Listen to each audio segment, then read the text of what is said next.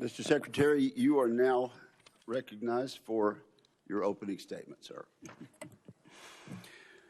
Well, Mr. Chairman, Ranking Member Reed, Senators, thank you for the opportunity to testify in support of President Trump's historic, as you said, Mr. Chairman, $1.5 trillion fiscal year 2027 budget for the Department of War. The President's budget request reflects the urgency of the moment, addressing both the deferment of long-standing problems as well as positioning our forces for the current and future fights. I'm honored to appear alongside General Dan Caine, Chairman of the Joint Chiefs of Staff, and Jay Hurst, our Chief Financial Officer and Comptroller. I'd like to start by thanking this committee and Congress for your partnership in securing the investment needed for a stronger, prouder, and more secure military. Your focus on acquisitions, your focus on efficiency are the reflection in our department as well and in this budget. A nation's ability to build, to innovate, and to support the critical needs of its warfighters at speed and at scale is the foundation upon which its deterrence and survival rests. However, upon taking office on January 20th, 2025, President Trump inherited a defense industrial base that had been hollowed out by years of America Last policies, resulting in a diminished capacity to project strength. Under the previous administration, we were offshoring, outsourcing, beset by cost overruns and degraded capabilities. But under the leadership of President Trump, our builder-in-chief, we are reversing this systemic decay and putting our defense industrial base back on a wartime footing. Urgency informs everything we do.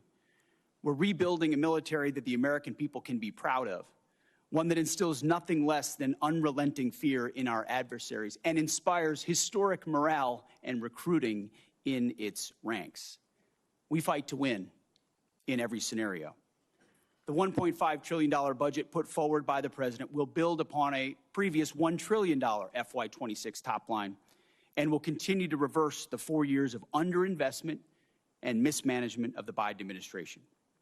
The $1.5 trillion budget will ensure that the United States continues to maintain the world's most powerful and capable military as we grapple with a complex threat environment across multiple theaters. Not to mention, the budget also includes a historic troop pay increase, 7% for junior enlisted, and the budget eliminates all poor or failing barracks. Quality of life for our troops is front and center in this budget. By supercharging our defense industrial capacity and transforming how the department does business, we are restoring American commercial dominance at a pace unseen in generations, transforming the defense industrial base from the broken, slow-moving systems of the past. We have flipped the Pentagon acquisition process from a bureaucratic model to a business model, decisively moving from an acquisitions environment paralyzed by bureaucratic red tape into an outcomes-driven organization focused on delivering the most for taxpayer dollars. Over the past year, through historic multi-year procurement agreements that this committee supported, we've cut smart business deals that have sent unambiguous demand signals to industry to build more and build faster. The result has been a surge, a revitalization of our great American factories and a massive reinvestment in the skilled American workers who serve as the industrial muscle behind our warriors. You're a war criminal. You should be arrested. What you're doing is despicable. The American people do not want to go to this war. We don't want to fight a war for Israel. It's about the death. Further interruptions of our hearing will be treated in like manner. We appreciate the First Amendment rights of Americans to express themselves, but disruption of this hearing will not be tolerated. So, Mr. Secretary, you may continue. I'll briefly provide some concrete high-level metrics of what we've accomplished over just the past few months. These are announced new facilities and investments to support American warfighters. The department has helped stimulate more than 250 private investment deals in 39 states, 180 cities, in 150 companies worth more than $50 billion. It's resulted in 280 new or expanded facilities, more than 18 million new square feet of American manufacturing, and more than 70,000 new jobs. These $50 billion in investments in new plants, new assembly lines, and new factories are private investments, not taxpayer dollars. By completely transforming our department's business model, American companies are investing in America with their own dollars, a historic demonstration of American manufacturing and defense revitalization, all with their money, not Uncle Sam's. This has never been done before and is long overdue, from a bureaucratic model to a business model. These investments equal great things for America, for American families, and American workers, to ensure that our warfighters have everything they need, all American made. Together with the help of the policy updates and appropriations passed by Congress, President Trump's War Department has begun to turn the lights back on in our manufacturing towns across this country, forging a lethal arsenal of freedom. Every policy we pursue, every budgetary item we request serves to ensure that this department remains laser-focused on increasing lethality and survivability from the front lines to the factory floor. This is a historic budget, as you said, Mr. Chairman. This is a fiscally responsible budget, and this is a warfighting budget. Speaking of warfighting, the topic of Iran, I'm sure, will come up often today, which I welcome. I look forward to sharing the incredible success of our military effort achieved in a matter of weeks. President Trump has the courage, has had, unlike other presidents, to ensure that Iran never gets a nuclear weapon and that their nuclear blackmail never succeeds. We have the best negotiator in the world driving a great deal. Unfortunately, as I said yesterday, and I'll say it again today, the biggest adversary we face at this point are the reckless naysayers and defeatist words of congressional Democrats and some Republicans. Defeatists from the cheap seats who 2 months in seek to undermine the incredible efforts that have been undertaken and the historic nature of taking on a 47-year threat with the courage no other president has had, to great success and great opportunity for preventing Iran from having a nuclear weapon. Despite this, under President Trump, we are restoring the unbreakable might of American manufacturing. We're providing for our warfighters, and we are putting the people and interests of this country first. May Almighty God continue to watch over our troops wherever they are, and may we honor the legacy of those brave Americans that we have lost. This is our sacred mission, and this is what we will continue to execute on. Thank you, Mr. Chairman. Mr. Secretary, you recently fired the Army Chief of Staff, General Randy George, who's one of the most distinguished and decorated officers of this generation. General George's nomination came before us. We reviewed it thoroughly, and we concurred. Why did you fire General George? Well, as I did then, and I'll say now, we thank General George for his service. And out of respect to him and other officers, we never talk about the nature of why certain officers are asked to step down. But we all serve at the pleasure of the president. And ultimately, my view in coming into this department, as I stated in my confirmation hearing, was to change the culture of the department.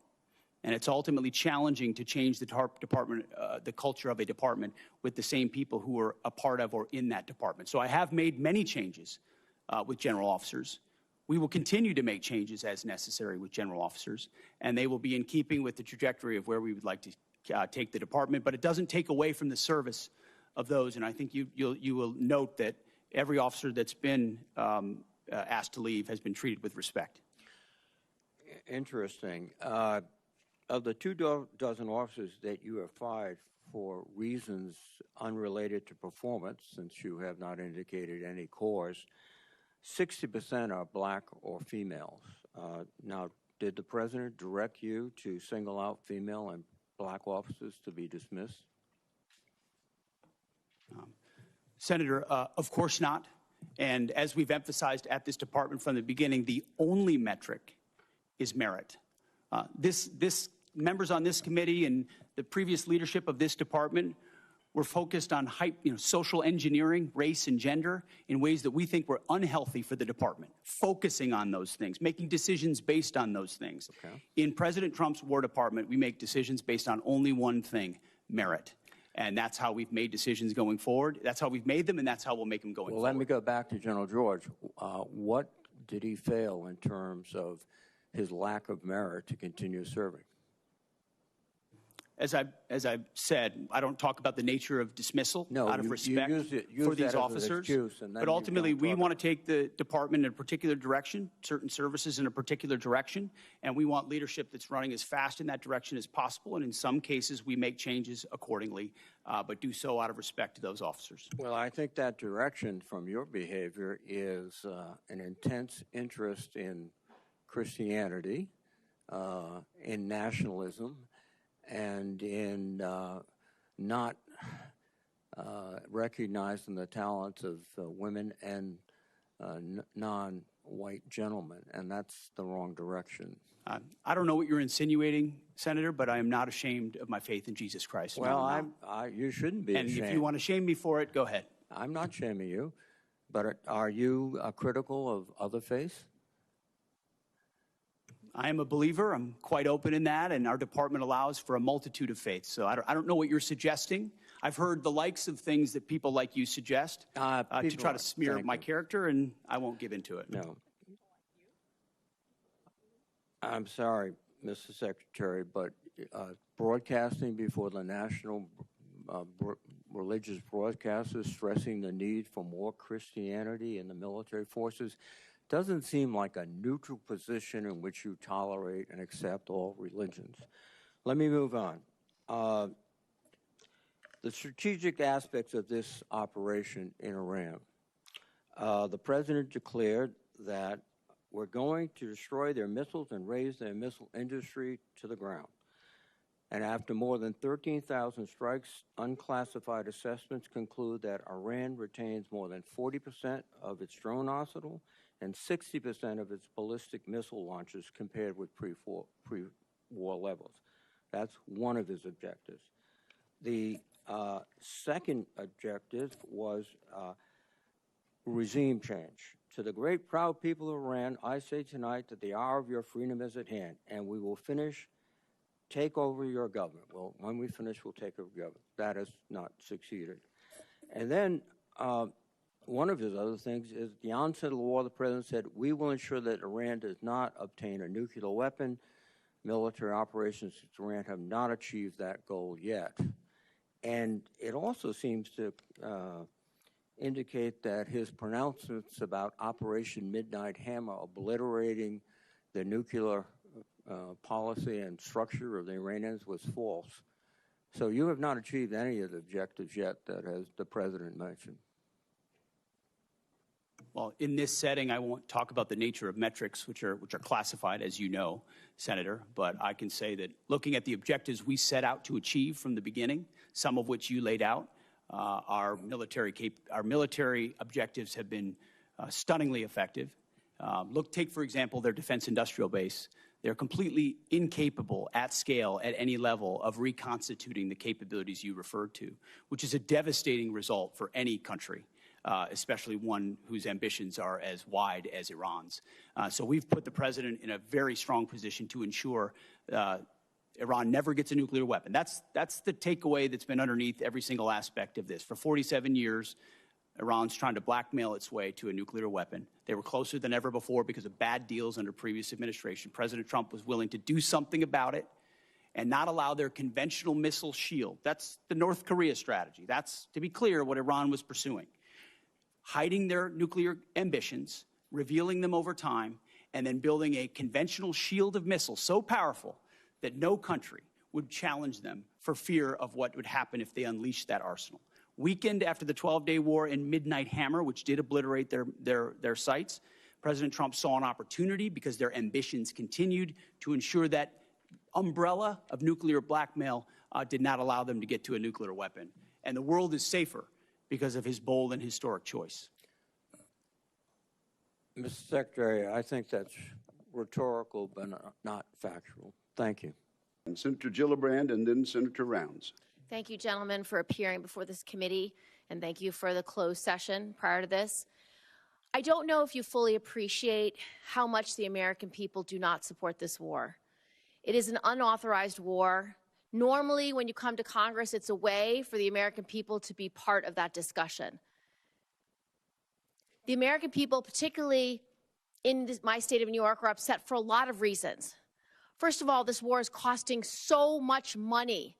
Over $25 billion already, estimates $1 billion a day, and they're feeling it every single day at the gas pump with higher prices for both fuel, for diesel, for gasoline for their cars. They're also feeling it with higher grocery costs, and they're exhausted. They are truly exhausted. On top of that, they have so many grave concerns about how this war is being prosecuted.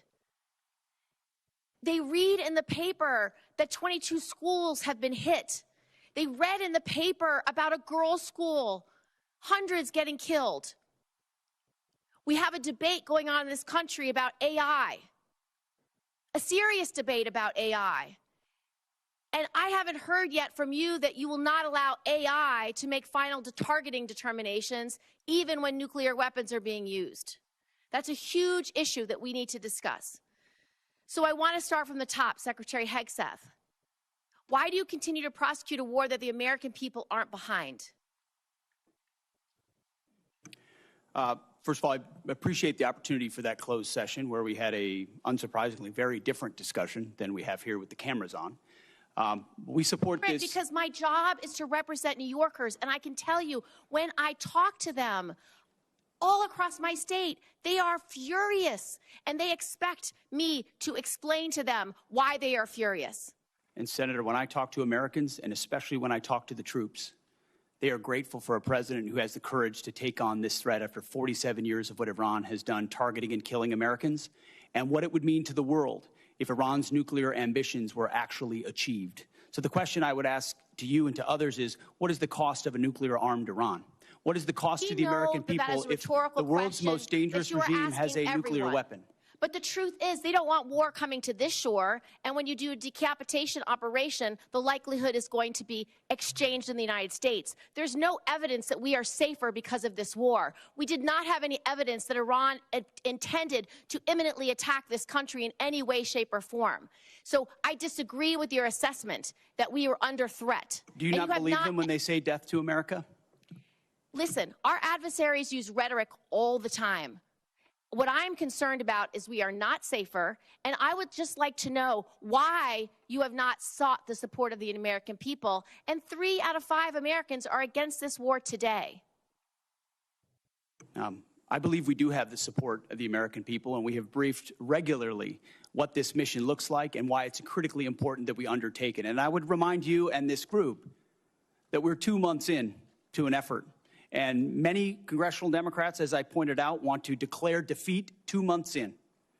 Iraq took how many years? Afghanistan took how many years? And they were nebulous missions that people went along with. This is different. This is a defined mission set that we have had great success in pursuing against a determined enemy who seeks nuclear weapons. And I'm proud of the opportunity to remind the American people, because they believe in it as well, that they can't have it. You don't care whether when the American people the American people are quite smart. They understand and see through spin. They know that a regime that says death to America, that seeks nuclear weapons and the ability to deliver. Did they lie about the range of their missiles? How much more? Because I saw a 4,000-kilometer How much more will you ask the American people to pay for this war? Right now, do you want it $1 billion a day? Do you want $2 billion a day? You're asking for $200 billion more to fund this war and to make sure we have. We didn't ask for $200 billion. I don't know where you got that number from, Senator. I think you got it from the news, which you should be careful what you read in the news. Okay, Mr. Hegseth. Secretary Hegseth. Here's a few more. Let's talk about how you're prosecuting the war. What is your response to targeting that has resulted in the destruction of schools, hospitals, civilian places? Why did you cut by 90% the division that's supposed to help you, not target civilians? And do you know the impact of a strategic failure at a war when you have so many civilian casualties? You may have tactically completed a mission well, but strategically is not meeting your goals because of the harms to civilians. What is the cost of that? Let's leave time for an answer. No military, no country works harder at every echelon to ensure they protect civilian lives than the United States military. And that is a ironclad commitment that we make, no matter what systems Then we why use. did you cut the department by 90%? Thank you, Senator Gillibrand. There'll be other rounds of questions. Thank you for being here today. I want to talk about the costs of war. The costs of war include caring for our veterans.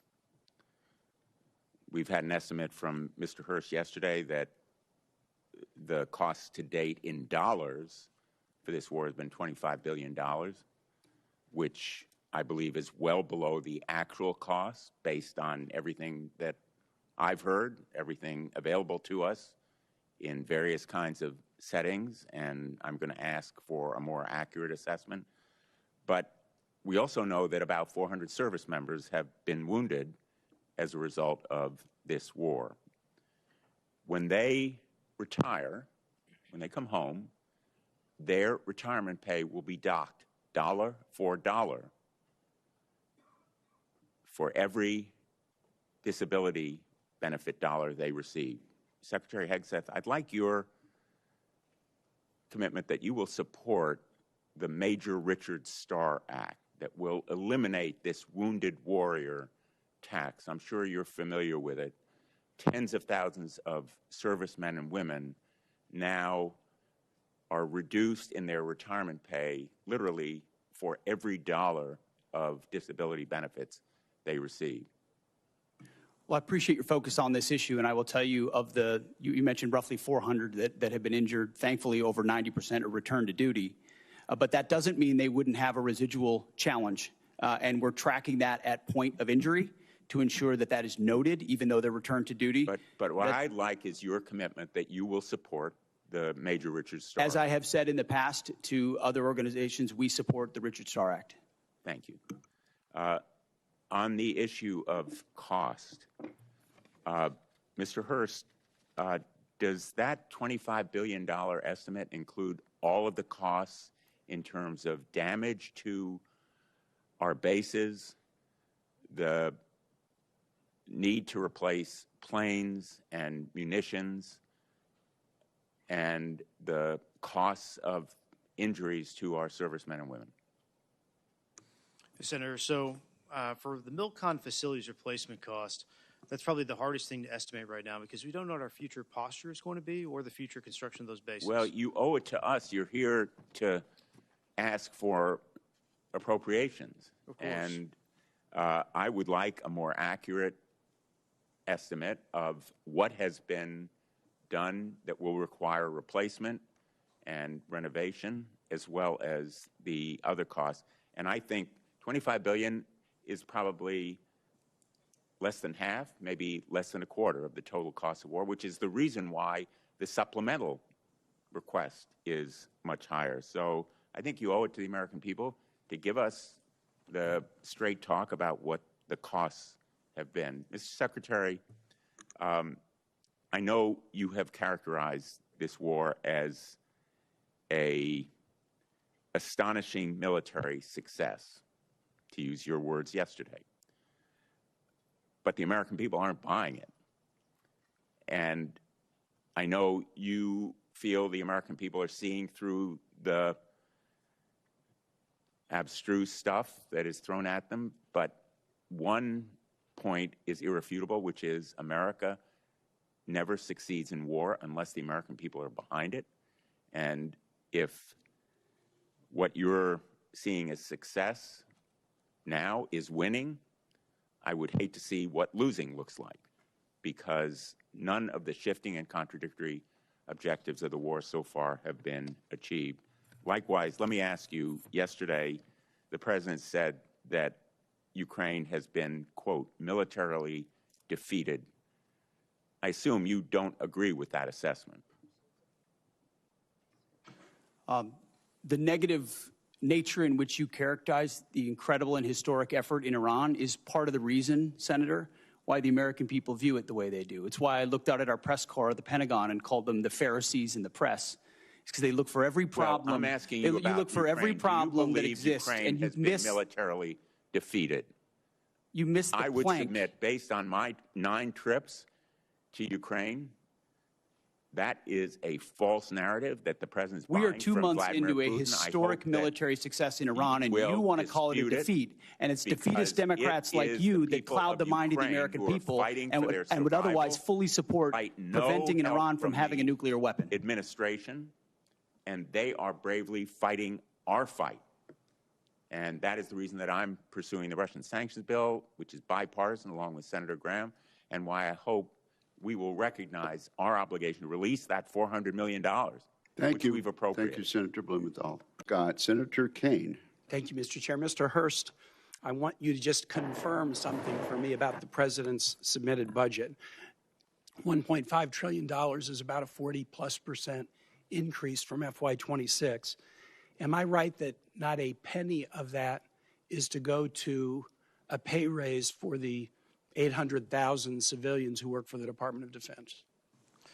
We have 4.2% of a civilian salary set aside for bonuses to make sure we can recognize high performers in the civilian workforce. But you have guaranteed pay raises for the active duty and the Guard and Reserve component, but no guaranteed raises for There are civilians. guaranteed raises for the military, but in the last year, this department's given out more civilian bonuses. Well, if we're going to increase the defense budget by that much, I would hope the committee would take a look at this.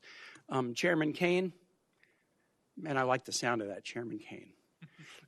General Caine, I want to ask you a question about Southern Spear. It's an operational question. I know from your background that you carefully act to keep military actions within the rules of war.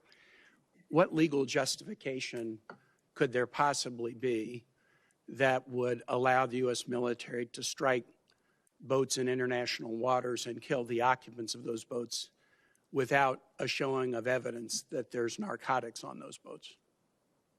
Well, sir, as you know, our job is to show the range of options, the associated risks, and then take those execution orders, transmit them down to the COCOMs on legally appropriate and legally backstopped actions. Could you give me a legal justification? Well, sir, the execution order, I don't have striking boats that do not have evidence that they're carrying narcotics? I apologize, I didn't mean to interrupt you. I don't have a copy of the order issued to Southcom with me today. It's classified in its own right, which clearly articulates, based on a variety of criteria, what constitutes a valid military and legally valid target in that theater. And I just want to say I know and trust that our commanders at Echelon are rigorously following that legal opinion and those legal boundaries upon which we've been issued those orders.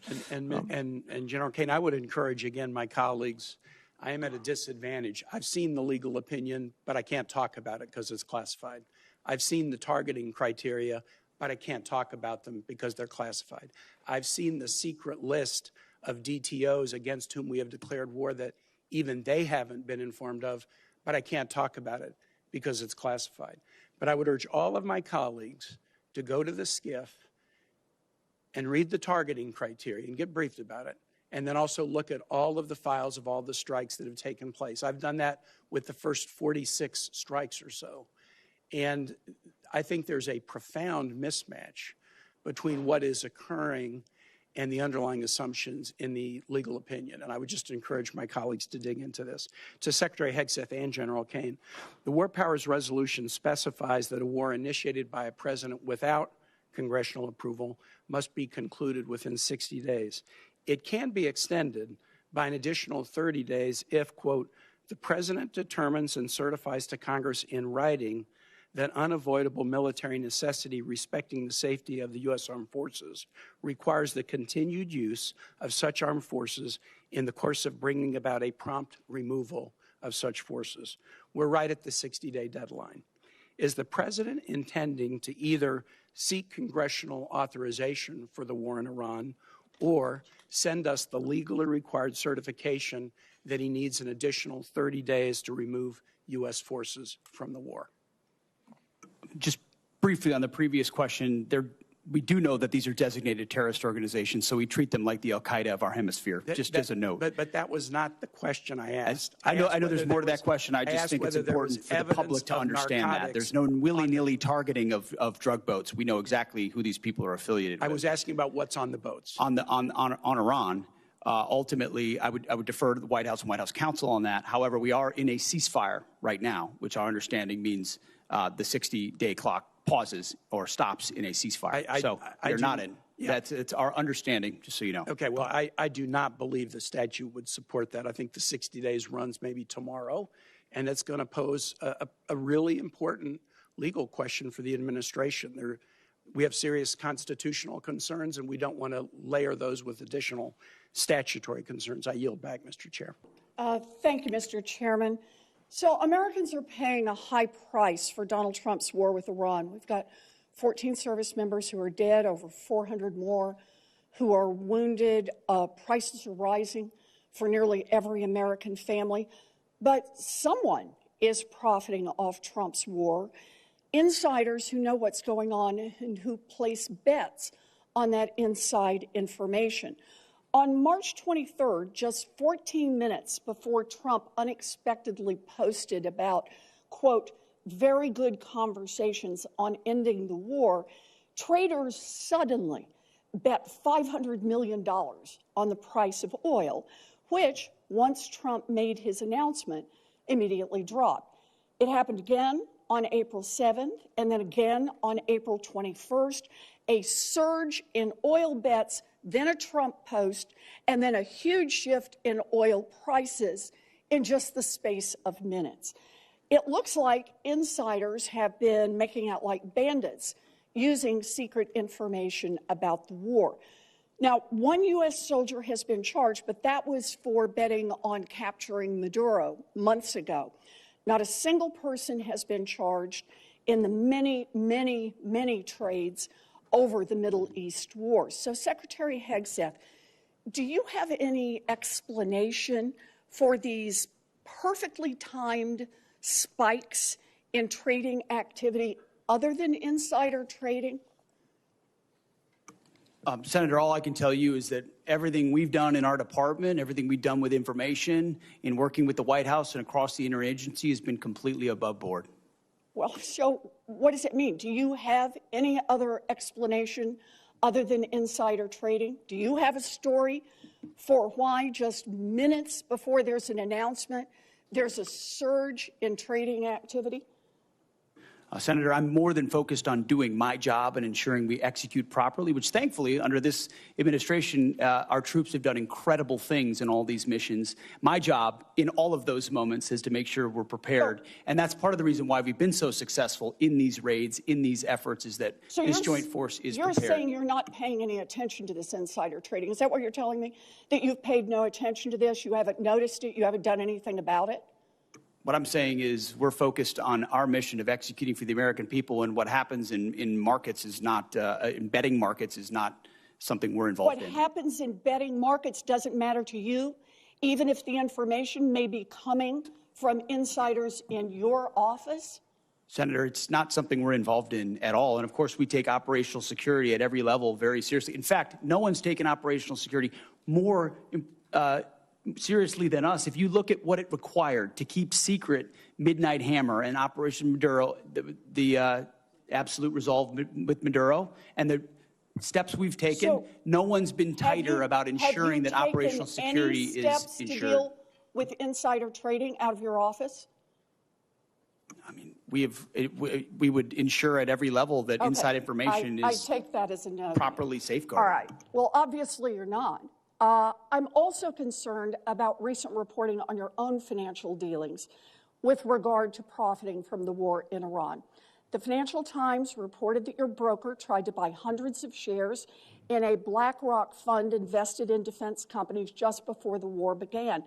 The law clearly prohibits the Secretary of That entire story is false, has been from the beginning, and was made up out of whole cloth. And anybody that looks at it sees how it was worded from the beginning to make it look like I was involved in something I had nothing to do and never have. So any insinuation that I've ever profited, other than serving this nation, what what I give, what you give, what others give. I'm not looking for money. I don't do it for money. I don't do it for profit. I don't do it for stocks. And that's part of the reason why I'm able to be effective in this job, because no one owns me.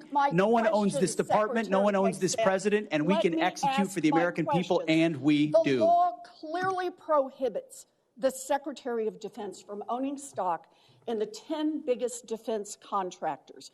Other senators and I sent you a letter with detailed questions about this, and you have not given us a response. So I'd like to hear you say, did you, through your broker at Morgan Stanley or otherwise, seek to invest in any defense-related funds right before Trump started the Iran war? I'll give it to you as a big, fat negative. Then let me ask you a second question. Is your broker getting your personal sign-off on any investment in individual stocks? Bigger, fatter, negative. He's not getting your sign-off before he makes investments in defense stocks? Can I refer you to your I'm not ethics making investments, agreement? Senator. I am asking, does he know that he has to get your sign-off before he does that? Of course. I The time don't know what of you're the looking for, but you ain't senator going to has find it. expired. Thank you. Thank you, Senator. I would like to enter into the record the ethics agreement that the Secretary of Defense has signed, that he will sign off personally before his broker makes any attempt to buy defense stocks. Is there objection? Thank you. Without objection, it will be admitted. Gentlemen, welcome to the committee. I appreciate this discussion. I'll just start off. The number one question I get when I'm back home from people is basically very simply, when will this war end? We know the costs are that the American people are paying, both in higher fuel costs, our farmers are paying because of fertilizer cost. We know that the whole world economy is paying a great deal for this war. And basically, as I think that through, and this is what I want to talk to you about, is that we all know that it's a whole lot easier to go to war than it is to get out of war. That's always the tough question. And we've got to figure that out. And there are some folks who've written quite a bit about this. One text on war by Karl von Clausewitz. Mr. Secretary, I'm sure you're familiar with the book. I know all of the men and women in uniform are. It's the most widely read, most influential military strategy book in Western history, which is pretty broad. And it is the core curriculum that is read in all the war colleges. I read it when I was at the Navy War College taking courses. It's part of what the U.S. military thinks about when to go to war and then how to get out of the war. And one of those core principles it starts with is basically war is the continuation of politics by other means. That everybody knows that quote who's worn the uniform, and others too. And basically it means there's two things about that. It's politics to get in the war, and it's politics to get out of the war. And in between, we rely on the men and women in the military to carry out those policies. So I want to be clear, and I think I speak for all of my colleagues, is that we know the military plays an important part. They need to do the job. And nobody questions the amazing work that our men and women in the U.S. military have done and continue to do. They've performed absolutely brilliantly, and we applaud all that they have done. However, what we do question is the politics part. It's a continuation of politics. So it's our political leaders that get us into war and our political leaders who have to get us out of that war, which falls on you, Mr. Secretary Hegseth, and others in the administration, including the President as Commander-in-Chief. So, Secretary, are you familiar with the concept in that book of center of gravity? Sure. So center of gravity is basically, as you know, it's basically the hub of all the power and movement. Everything depends on it. And Clausewitz will say if you don't take out the center of gravity, it's very difficult to win the war. You can have tactical successes, you can have military successes, but if you're not focused on that, you're not going to be able to win. Basically, he talks about military strikes are tactical, and tactical success doesn't necessarily create the political conditions necessary to get the parties to the table to negotiate and get it done. So we've got to focus on that. So my question for you, Mr. Secretary, what is the center of gravity for Iran? Well, the center of gravity, as the president has seen it and as I see it, and he's talked about for 30 years, is their pursuit of a nuclear weapon and what they could do with that in pursuit as an extension of the radical ideology they have professed since the beginning of their revolution. So the the prophetic ideology they profess, alongside the most dangerous weapon in the world, would be the center of gravity of the rationality of this undertaking, which I appreciate it. I'll ask you to elaborate more. I appreciate it. General Caine, you know more about Clausewitz and strategy than I will ever know, including all the folks behind you. What would you consider the center of gravity as defined by Clausewitz in this type of war? Well, sir, you're not going to love this answer, but I hope you'll respect it. War is politics by any other means. Right. And the political side of that necessitates that our political leaders determine what is the center of gravity associated with that. From a military-only perspective, there's a variety of things academically that we could look at for center of gravities, from leadership to will to capabilities to intent. But I'll defer to our political leaders to determine that's what fine. that is. That's fair. I don't like it. You're right. But I know, and sir. I know you know the answer to that, and you're just not telling me. Well, I get why you're doing that. My inner but marshal. I would say, other observers say that basically it's not the leader. Usually, if you take out a leader, that doesn't necessarily make the changes. That in Iran's case, it's probably the Islamic Revolutionary Guard. That's the center of gravity. They're the ones that control the country, and they're very diverse to do that. The Americans' center of gravity is probably our economy and our ability to maintain public opinion support. We already know the public isn't there. We know the impact to our economy. And central to that is the leverage. And I'm running out of time here, but the central of leverage is the Strait of Hormuz. That is bottom line. We have to open that up. We have to take that away from Iran. The fact that we haven't done that yet, and we're 60 days in, we're just now bringing minesweepers from the Pacific in there. We have some unmanned opportunities, but we've got to have the capacity to do that. It was clear, even if there was a plan to keep the straits open, it was not going to be implemented because the assets were not positioned in a place to actually open the straits. If they were, we would have seen those happening right now. We're not. So we're missing the point here. The center of gravity is going to be bringing down the government of Iran in a way that they will want to have a peace treaty so we can protect our country from having nuclear weapons pointed our way. But the center of gravity is going to be, in a lot of ways, is going to be focused on what happens on the straits. And Mr. Secretary, we've got to see action a whole lot sooner in the straits. The world community needs it. We're not going to bring this war to an end until we seize control of the straits in a way which that in opens part them is back why up. we have a blockade that has been impenetrable for the Iranians, because they don't have a conventional navy to contest it, which means we control the straits. The time of Senator Peters has expired. Let me observe that I very much appreciate the senator from Michigan suggesting ways in which our effort in Iran could be more successful. I do appreciate that. And let me also observe, Senator Caine, that civilian control goes back well beyond Marshall.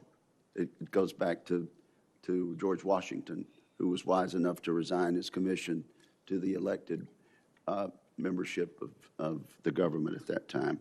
Gentlemen, thank you for being here. Secretary Hegseth, safe to say that our weapons like SM-3s, Tomahawks, Patriot missiles have capabilities that are unmatched. That's why they cost a lot, take a long time to produce. Your budget requests $31.8 billion to expand production capacity for critical missile stockpiles. Is that correct? 31.8? I'm looking at $53 billion for munitions acceleration over 14 critical munitions, of which the ones you listed are a part. Okay, so I believe 53. more than that. Yes, sir. More than 20 billion more. So we've been working together to grow the industrial base because we're all worried about how our stockpiles would hold up in a conflict against China. Since the start of this war, you've made it a point to highlight the number of strikes the U.S. military is carrying out, citing that more than 13,000 targets had been struck as of April 8th. On March 2nd, you said, and this is a quote, "This was a massive, overwhelming attack across all domains of warfare, striking more than 1,000 targets in the first 24 hours. On March 10th, you said, "Yet again, our most intense day of strikes inside of Iran." On April 6th, you said, and this is another quote, "The largest volume of strikes since day one of this operation."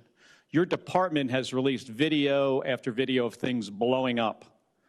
None of us doubt the strength of the U.S. military and their ability to do hard things.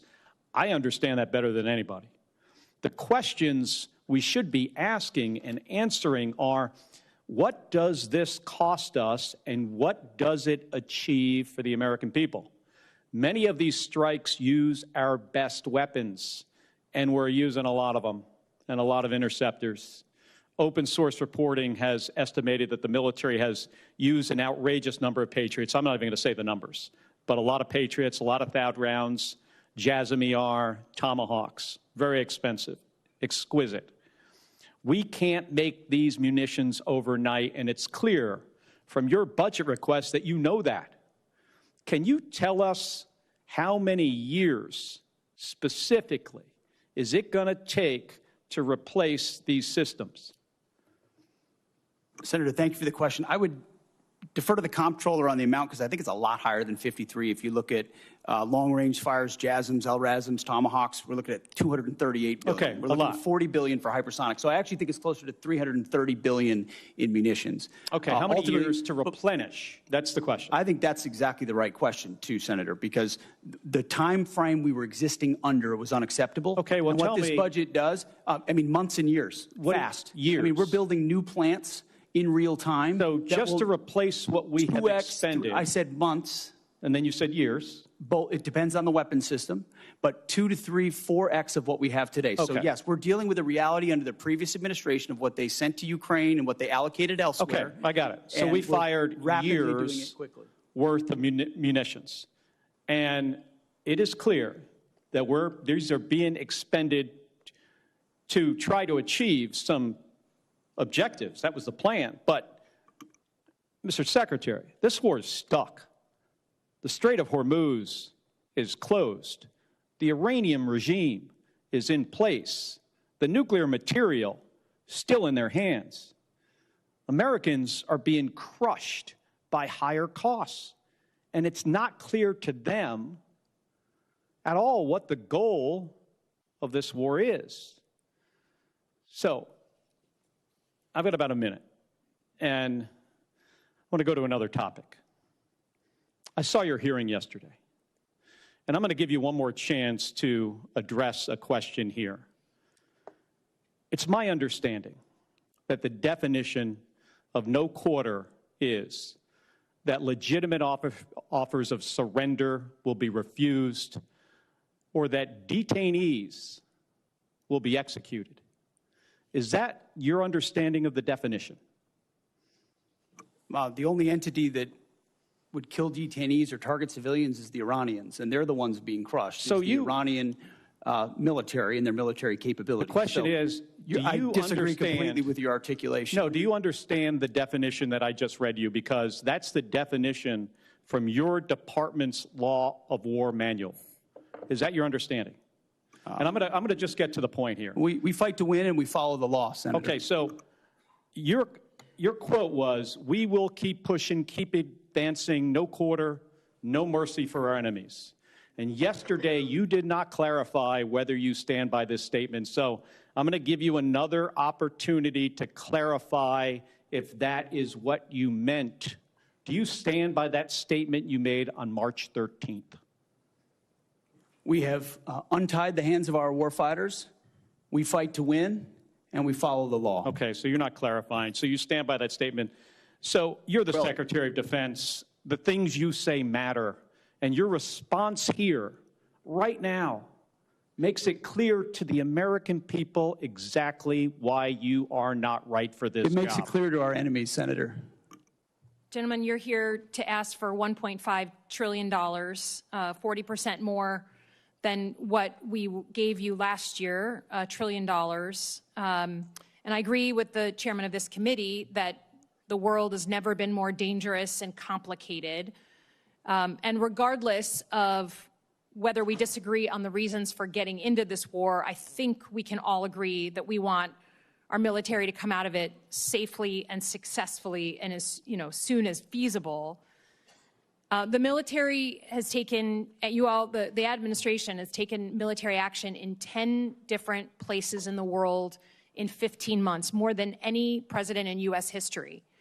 I think President Trump has really become a foreign policy president. And many of those operations, were on the news for a couple of days, but then the American public didn't feel them. And I think the difference with this war with Iran is that the American public is feeling it in their pocketbooks. Gas in Michigan is $4.99 today. The cost of fertilizer, of airline tickets, things that are real to people. Secretary Hegseth, the president said that you were most keen on this war. He said that you were the most gung-ho about it. I think despite us all wanting to come out of this successfully, it is hard to miss that we are at the stalemate, that we don't control the Strait of Hormuz because shipping is not getting through. And we can block what they're trying to get through, but nothing is moving, and it's costing the American public. And I think that's a fundamentally different moment than the rest of the military action we've taken. Even in Middle East 101 class, we used to talk about and run war games on the Strait of Hormuz. It's a strategic geography that the Iranians have. And I think it's just concerning to me that we can try and tell the American people that it's going great and we're killing it, but until the Strait of Hormuz is open, I don't think we can credibly say that with any seriousness. I think the question I have for you, though, is future looking, and it's our 2026 elections. The president has been very clear. He said in the State of the Union that essentially if his side doesn't win, then the election was rigged. He said that before the 2020 election.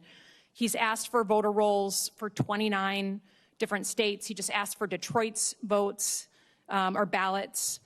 And we know that in 2020, he wrote an executive order that he didn't sign that said to the U.S. military, to the Secretary of Defense, you should go and seize ballots and voting machines. A few months ago, he said that he regretted that he didn't sign that executive order. So the U.S. military has never been deployed. You incorrectly said yesterday that they were deployed during different elections. Governors deployed them under their authorities, but the federal government has never put the uniformed military at our polls during World War II, right after 9/11. We've never had to do that. So, Secretary Hegseth, if the president, who regrets not signing that executive order to the then SecDef in 2020, asks you to seize ballots or voting machines in states during the 2026 election, will you stand up for the Constitution and say no, or will you salute and do his bidding?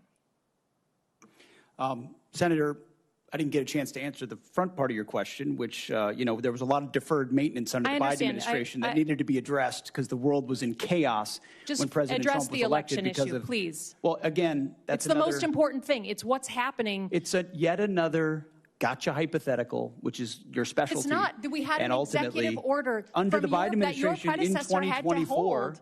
It's not a hypothetical. I refuse to accept. You give that answer all the time. You and I have done this dance before. Get over it, okay? In 2020, he's the president, your boss, the guy you're performing for right now, told the journalists this year that he wished he signed that executive order to your predecessor. And your predecessor said publicly, thank God, we didn't actually go forward with it. What are you going to do? You're the guy here in the seat. It's not hypothetical. Tell the American people, will you deploy the uniformed military to our polls to collect voter rolls or machines? Are you accusing me of performing? Because you're performing for cable news right now. But just Mr. answer the Secretary, question. we have It's a hypothetical. By the way, in 2024, under the Biden administration, 15 states did deploy under their troops to polling governor's stations. authority, when their governors asked for it. What did Joe Biden say about that? That's fundamentally, I don't think anything, because he needed them for cybersecurity and for COVID. Trump did it too, under Trump. But it was not the federal decision. It was those governors of the states under their authorities, okay? It's never been done in our history. Please stand up for the Constitution. Do not send uniformed military to our polls. Do you have a response to that portion of the question, Mr. Secretary? I've never been ordered to do anything illegal, and I won't. That goes without saying. Thank you for the answer.